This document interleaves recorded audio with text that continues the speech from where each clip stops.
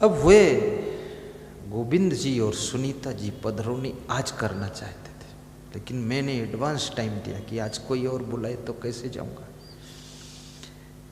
तो वे मेरी बात मान गए सरल स्वभाव से कि चलो गुरु जी की आज्ञा है तो पहले ही कर देते हैं, कर दिया। अब उसके बाद मैं सोचा फ्री हो गया, अब आना था मेरे को निवास, तो इधर से श्री धर्मेंद्र कुमार का फोन पहुंचा, खड़े हो मामा जी, और सुमन शर्मा खड़े हो जाओ। ये हमारे श्री शिव किशोर दुबे जी के साला साहब है, और साला का तो बहुत बड़ा बोलबाला होता है।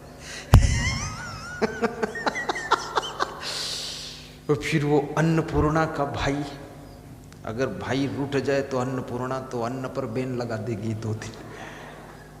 तो मैंने कहा कल करूँगा, शिव किशोर जी ने कहा गुरु जी बोल रहे हैं कल करूँगा। तो अन्नपूर्णा जी ने बोला ये व्यवस्था हो गई, आज ही करना है। और रात के 10:30 बज गए, मेरे को नींद बहुत आ रही, तो मैं विचार किया कि लगता है आज ही करना पड़ेगा, नहीं तो रात में ही निकाल के बाहर करेंगे। क्योंकि दोनों भाई बहन का मामला है। तो मैंने कहा चलो करता हूँ, मैं भी सरल हो गया कि आज ही कर देता हूँ। वहाँ 11 बजे, सोते सोते 12:20 हो गए मुझे। लेकिन उनके यहाँ पहुँचा, वो भी नया भवन, नया इंतजाम, बड़ी श्रद्धा, न जाता तो मैं ही पछताता, इतना प्रेम था वहाँ। बहुत बड़ी सेवा किया उन्होंने, दाल मखाना भून कर खिलाया, पपीता फल कटिंग करके, सब खुश। कहने का तात्पर्य यह है कि मैं पधरौनी कल जिनको देना चाहता था आज करना चाहते थे गोविंद जी, लेकिन वो मेरे बात को मान लिया, सरल हो गए। और मैं जिनके यहाँ आज जाना चाहता था वे कल करना चाहते थे, तो फिर मैं सरल हो गया कि चलो ठीक है। यानी जिंदगी में जिसके सरलता है वो खुश रह सकता है। जो जिद्दी है, हठी है, दूसरे की बात मानता नहीं है, वो खुश नहीं रह सकता है। और जो ज़्यादा खुश रहना चाहते गृहस्थ आश्रम में, अगर स्त्रियां खुश रहना चाहती तो उनको अपनी पति की बात को सीधे सीधे कह देना चाहिए, हाँ ठीक है, हाँ ठीक, देख लेंगे, अच्छी बात, धन्यवाद। भले ही उसको कम करना ज़्यादा करना, पर हाँ ठीक कहते जाओ। और जो पुरुष खुश रहना चाहते वे अपनी पत्नी को रोज़ एक बार बोलती करिए, सब तुम्हारा ही तो है, हम भी तुम्हारे हैं, ये सब आपका ही है, और बिल्कुल कमान अपने हाथ में रखो और आपका बोलते रहो। क्योंकि वास्तव में पति पत्नी के शरीर 2 होते हैं, लेकिन दोनों के विचार एक जब हो जाते हैं तभी गृहस्थाश्रम सुखद होता है। और जहाँ पति पत्नी के शरीर 2 और दोनों के विचार 200, तो वहाँ दुख शुरू हो जाता है।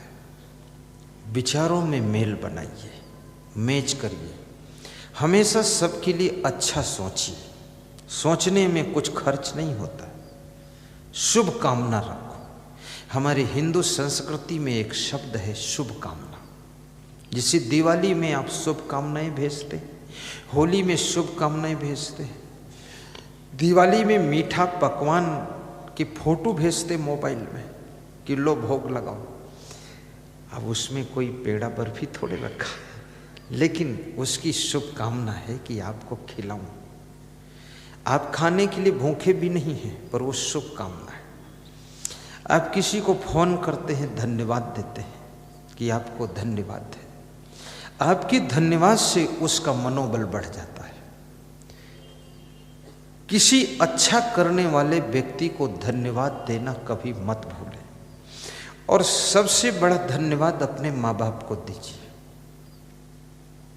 क्योंकि जिस माँ ने तुमको 9 महीने गर्भ में रखा है, फिर अपने आंचल का दूध पिलाया है, A to Z तुमको बैठना उठना बोलना चलना नहाना धोना सब कुछ सिखाया है, तुम्हारे पैरों में तेल की मालिश किया है, हाथ पैरों का व्यायाम भी कराया मोड़ मोड़ कर, दवाएं भी पिलाया है, तुमको सूखे में सुलाया, खुद गीले में सोए हैं, और तुम्हारे लिए ही सोचा है सब कुछ। जिस दिन से बच्चे का जन्म हो जाता है उस दिन से बाप जो भी कुछ करता है वो बेटे के लिए सोच कर करता है, संतान के लिए सोच कर करता है, अपनी लाइफ के लिए सोच कर नहीं करता है। अगर वो विकास भी करता है तो अपनी संतान को लक्ष्य बनाकर विकास करता है। इसलिए माता पिता को धन्यवाद देना चाहिए।